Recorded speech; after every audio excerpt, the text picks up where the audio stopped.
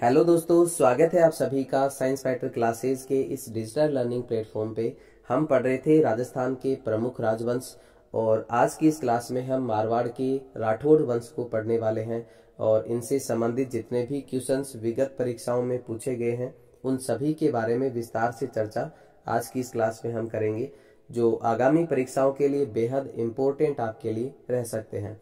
जोधपुर के राठौड़ वंश की बात करें तो राठौड़ वंश का मूल पुरुष माना जाता है राव सिंहा को। राठौड़ वंश का मूल पुरुष किसे कहा जाता है? राव सिंहा को कहा जाता है और ऐसा माना जाता है कि राव सिंहा कन्नौज के शासक, कन्नौज के राजा जयचंद गढ़वाल के वंशज है। कुछ इतिहासकारों का ऐसा मानना है। और इसके अलावा हम बात करें तो इनके समकालीन राजस्थान में एक लोक संत हुए हैं जिनका नाम है पाबूजी। तो आप यहाँ से कह सकते हैं कि पाबूजी के समकालीन मारवाड़ के कौन से राठौड़ शासक थे? तो आपका आंसर होगा राव सिंहा। और कहते हैं कि राव सिंहा ने पाली के आसपास के क्षेत्र को विजिट कर लिया था और यहाँ पर अपना शासन स्थापित किया था। और लगभग ऐसा कहा जाता है कि 1273 ईस्वी में सिंध के मुस्लिम लुटेरों से युद्ध करते हुए राव सिंहा वीरगति को प्राप्त होते हैं। तो इस प्रकार से 1273 ईस्वी में राव सिंहा का निधन हो जाता है और इनके बाद राजा बनता है राव अस्ताना। राव सिंहा के बाद मारवाड़ का जो शासक है वो कौन बनेगा? राव अस्ताना। आप साथ साथ नोट कर सकते हैं, राव सिंहा के बाद मारवाड़ का शासक कौन बना? राव अस्ताना। इनके शासनकाल की बात करें तो इनका शासनकाल है 1273 से लेकर के 1291 तक मारवाड़ पे शासन करते हैं राव अस्ताना। और आपको याद होगा कि राव अस्ताना के समय दिल्ली का जो शासक था वो कौन था? जलालुद्दीन खिलजी। वही जलालुद्दीन खिलजी जिसने 1290 और 1292 में 2 आक्रमण किए थे रणथंभौर पे।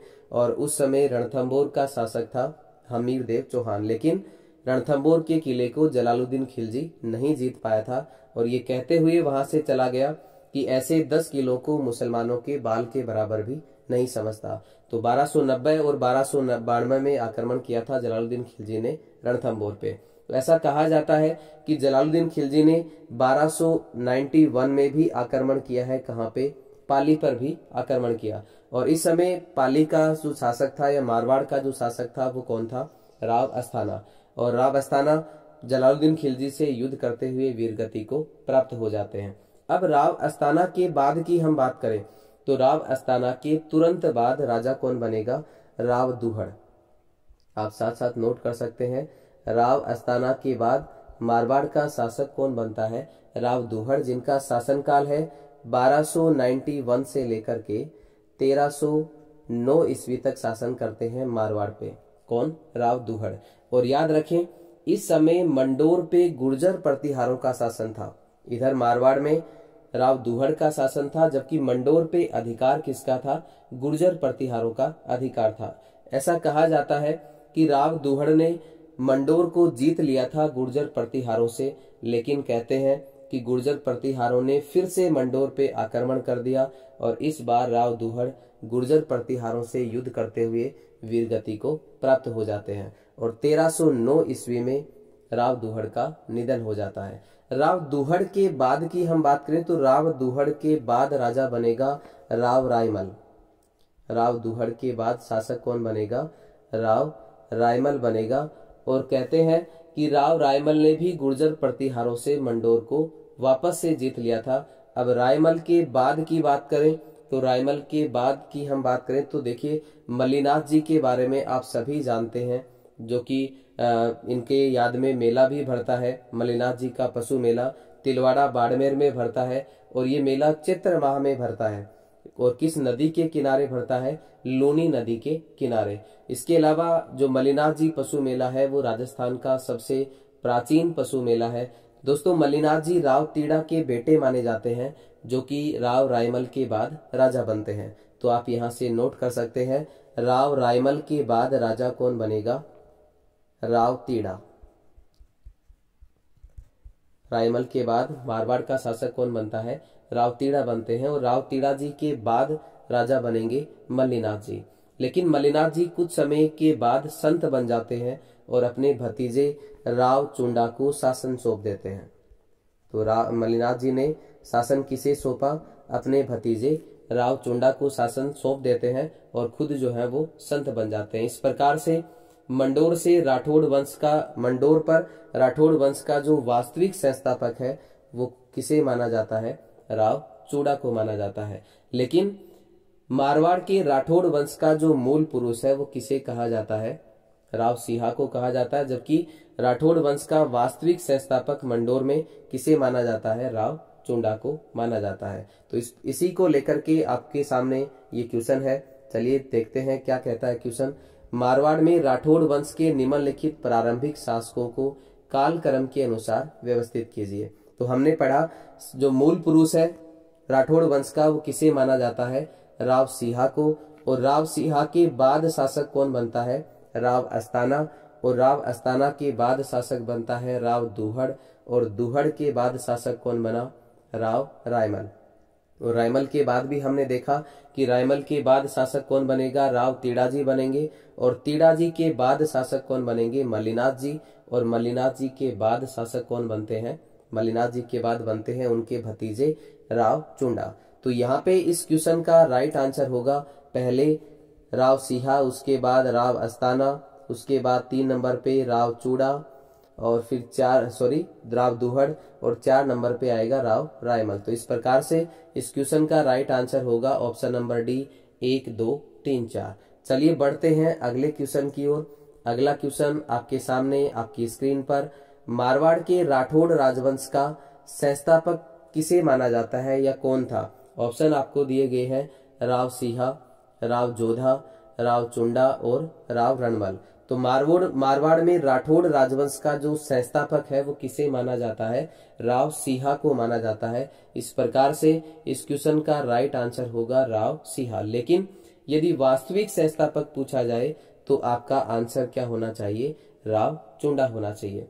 चलिए बढ़ते हैं अगले क्वेश्चन की ओर। अगला क्वेश्चन आपके सामने आपकी स्क्रीन पर।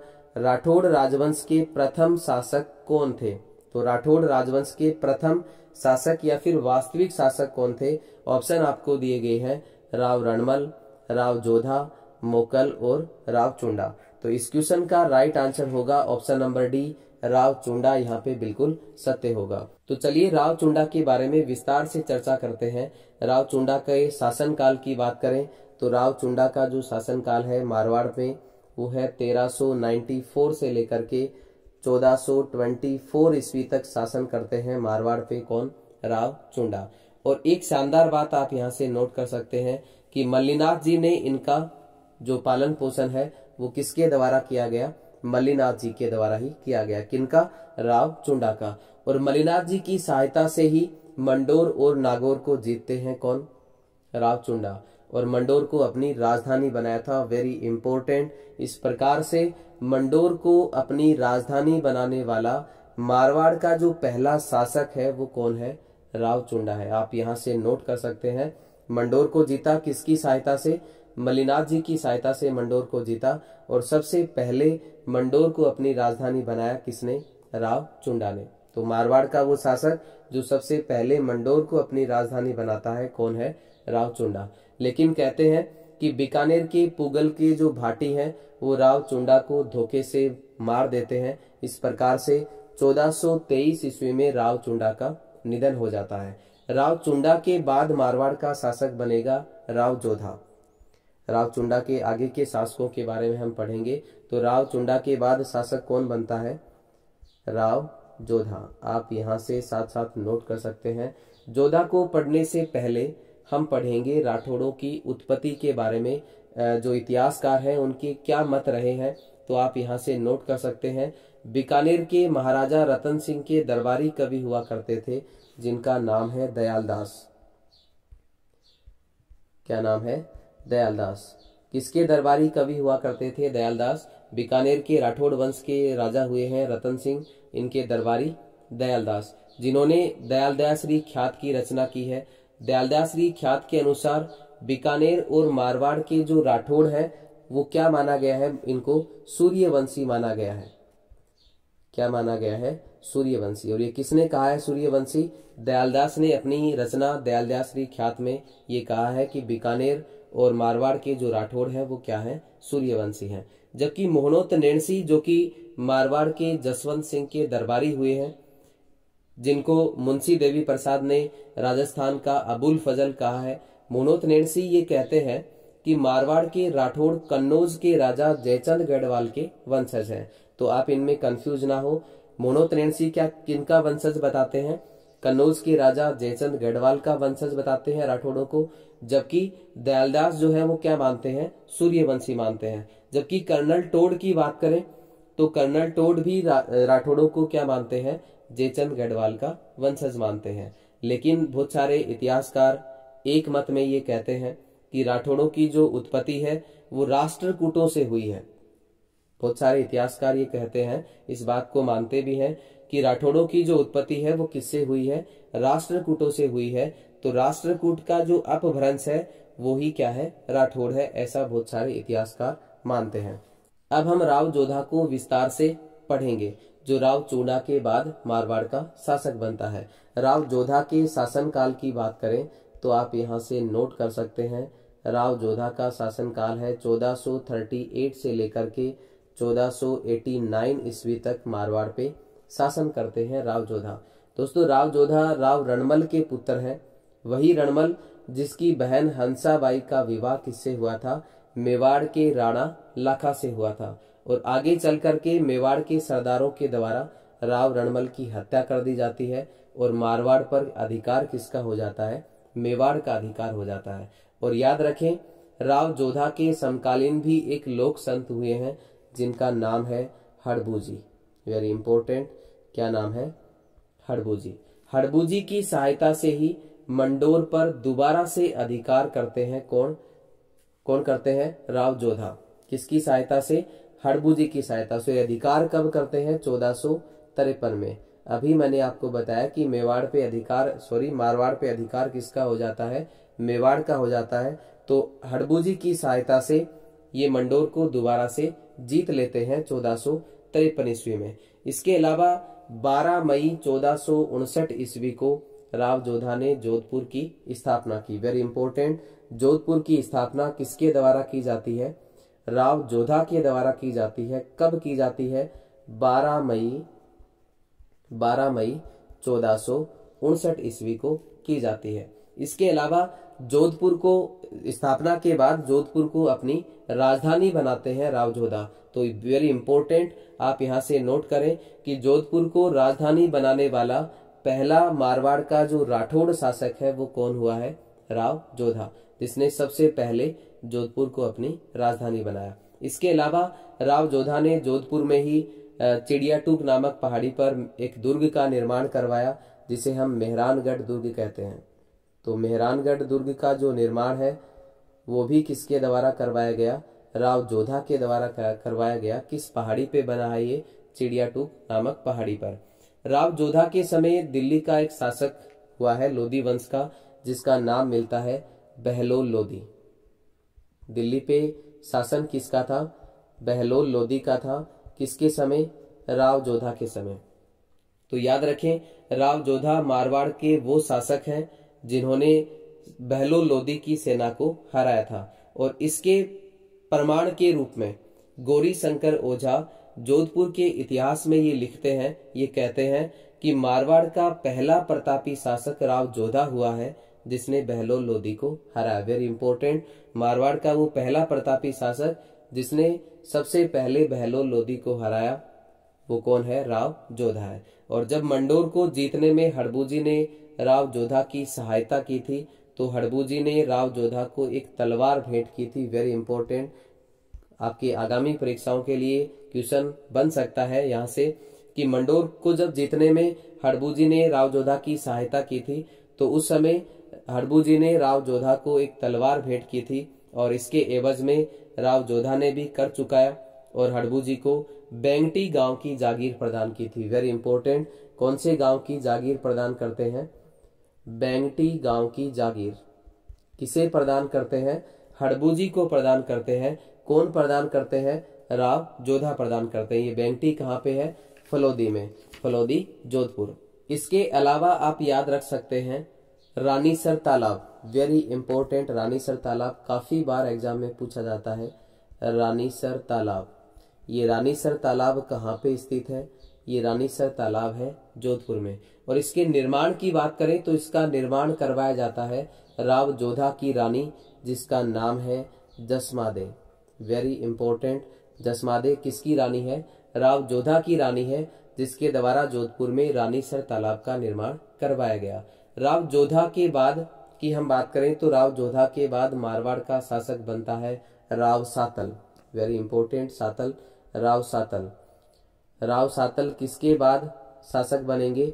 राव जोधा के बाद शासन बनेंगे और इनका शासनकाल है 1489 से लेकर के 1492 ईस्वी तक शासन करते हैं मारवाड़ पे राव सातल। कहते हैं कि राव सातल के समय अजमेर के सूबेदार हुआ करते थे मल्लू खां। क्या नाम मिलता है? मल्लू खां। और इस मल्लू खां का एक सेनापति था जिसका नाम था घुड़ले खां। तो कहते हैं कि राव सातल और सेनापति घुड़ले खां के मध्य युद्ध होता है और उस युद्ध का जो नाम है, उस युद्ध को क्या कहते हैं? कोसाना का युद्ध। क्या कहते हैं? कोसाना का युद्ध। किसके बीच में हुआ ये युद्ध? कोसाना का युद्ध जो है वो किसके बीच में होता है? राव सातल और मल्लू खां के सेनापति घुड़ले खां के बीच होता है। कब होता है? 1492 ईस्वी में होता है। और इस युद्ध में घुड़ला खां मारा गया और सातल देव जो है वो क्या होते हैं? जीत जाते हैं। लेकिन राव सातल देव इस युद्ध में घायल हो जाते हैं और उनका भी क्या हो जाता है? निधन हो जाता है। तो इस प्रकार घुड़ला खां पर राव सातल की विजय के उपलक्ष्य में मारवाड़ में एक त्योहार मनाया गया और उस त्योहार को कहते हैं घुड़ला त्योहार। क्या नाम है? घुड़ला त्योहार। काफी बार ये क्वेश्चन एग्जाम में पूछा जाता है। घुड़ला त्योहार क्यों मनाया जाता है? राव सातल की विजय के उपलक्ष्य में। किस पर विजय के उपलक्ष्य में? घुड़ला खां पर विजय के उपलक्ष्य में। और इसकी शुरुआत जो है वो कब होती है? राव सातल के समय में ही होती है। और ये त्योहार मनाया जाता है चैत्र माह में। कब मनाया जाता है? चैत्र माह में कृष्ण पक्ष की अष्टमी को ये त्योहार मनाया जाता है। इसके अलावा आप नोट कर सकते हैं फुलेलाव तालाब। वेरी इंपॉर्टेंट, फुलेलाव तालाब। ये फुलेलाव तालाब कहाँ पे स्थित है? फुलेलाव तालाब जोधपुर में स्थित है। और इसके निर्माण की बात करें तो इसका निर्माण राव सातल की रानी भटियानी रानी, जिनका नाम है फूलादे, किसके द्वारा बनवाया गया? राव सातल की भटियानी रानी फूलादे के द्वारा इस तालाब का निर्माण करवाया जाता है। राव सातलदे के बाद हम देखें तो राव सातलदे के बाद मारवाड़ का शासक बनेगा राव सूजा और राव सूजा के बाद शासक बनेगा राव गंगा। तो राव गंगा को हम देखेंगे। राव गंगा शासक बनता है मारवाड़ का किसके बाद? राव सूजा के बाद। सातल के बाद शासक बनेगा राव सूजा और सूजा के बाद कौन बनेगा? राव गंगा बनेगा। और राव गंगा का जो शासनकाल है वो 1515 से लेकर के 1532 ईस्वी तक शासन करते हैं मारवाड़ पे राव गंगा। Very important. तो राव गंगा के बारे में हम थोड़ा सा विस्तार से पढ़ेंगे। तो याद रखें राव गंगा के समय ही खानवा का युद्ध हुआ था। Very important. खानवा का युद्ध कब होता है? 1527 ईस्वी में। और ये किसके समय होता है? राव गंगा के समय। तो इसके समय खानवा का युद्ध होता है। तो इस युद्ध में राव गंगा ने राणा सांगा की सहायता के लिए अपने पुत्र मालदेव को भेजा था। Very important. देखिए खानवा के युद्ध में राणा सांगा ने पाती पेरवेन की परंपरा को प्रचलित किया था और कई राजपूतों ने इस युद्ध में सहयोग किया था महाराणा सांगा का। तो मारवाड़ से सहयोग किसने किया? राव गंगा ने। राव गंगा ने अपने पुत्र मालदेव को राणा सांगा की सहायता के लिए भेजा था। चलिए बढ़ते हैं अगले क्वेश्चन की ओर। अगला क्वेश्चन आपके सामने आपकी स्क्रीन पर। राव गंगा की मृत्यु के उपरांत 5 जून 1531 में मारवाड़ का शासक कौन बना? तो देखिए राव गंगा की मृत्यु के बाद मारवाड़ का शासक कौन बनेगा, ये आपको पूछा गया है। ऑप्शन आपको दिए गए हैं विरमदेव, सातलदेव, जसवंत सिंह और मालदेव। तो राव गंगा तक के शासकों को हमने पढ़ा। राव गंगा के तुरंत बाद शासक बनेगा इनका पुत्र मालदेव।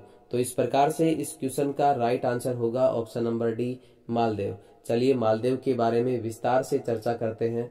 इनका जो शासनकाल है वो है 1531 से लेकर के 1562 ईस्वी तक मारवाड़ में शासन करते हैं। दोस्तों फारसी इतिहासकारों ने खास तौर से फरिश्ता ने इसे हसमत वाला राजा कहा है।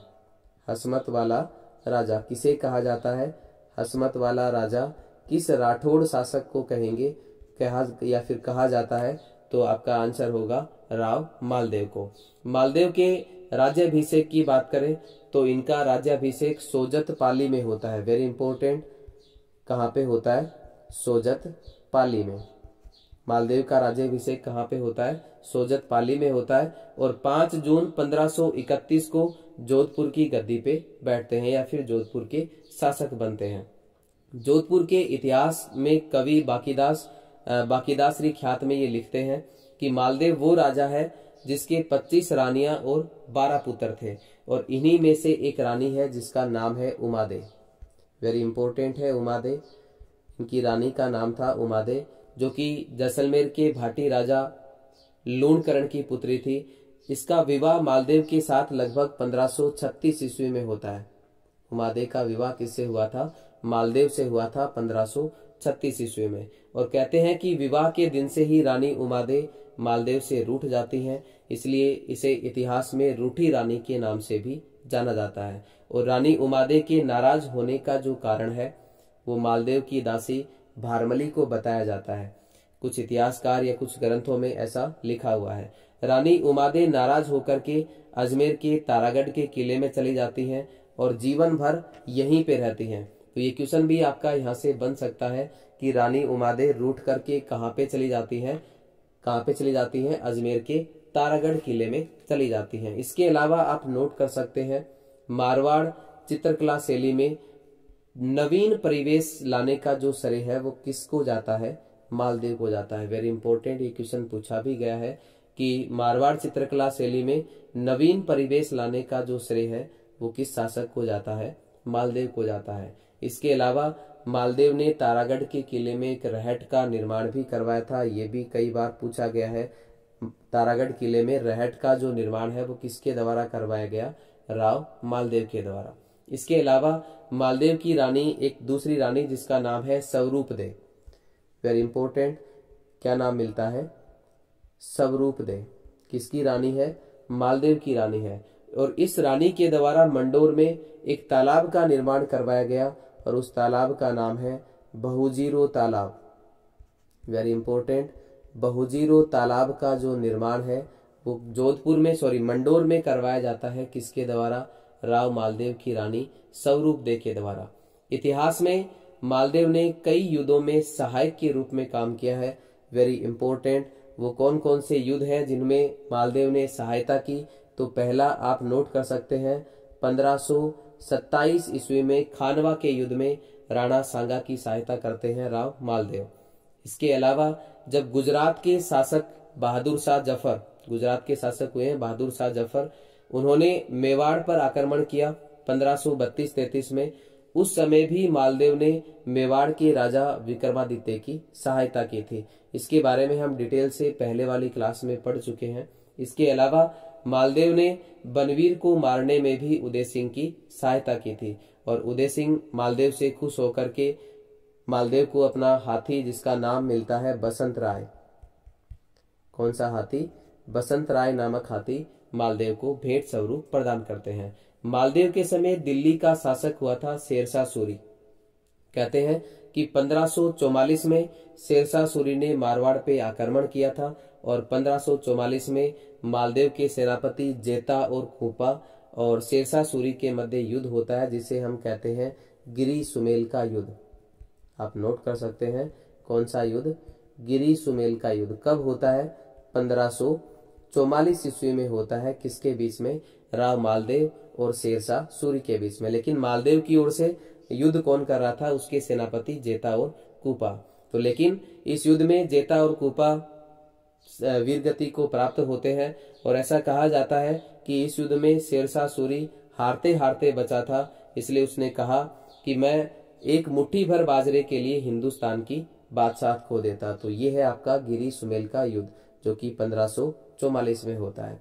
वेरी इंपॉर्टेंट, आप साथ साथ यहाँ से नोट कर सकते हैं। इस क्वेश्चन का राइट आंसर होगा ऑप्शन नंबर डी, मालदेव। चलिए बढ़ते हैं अगले क्वेश्चन की ओर। अगला क्वेश्चन आपके सामने आपकी स्क्रीन पर।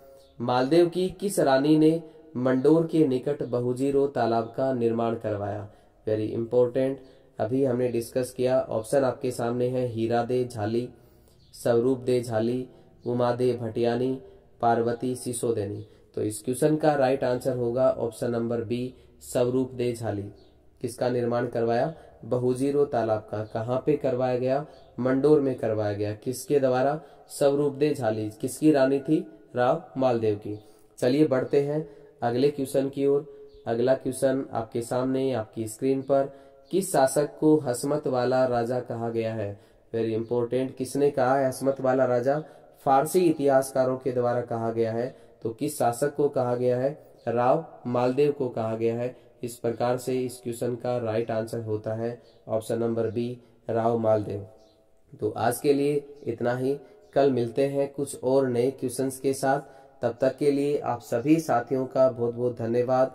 जय हिंद, जय भारत।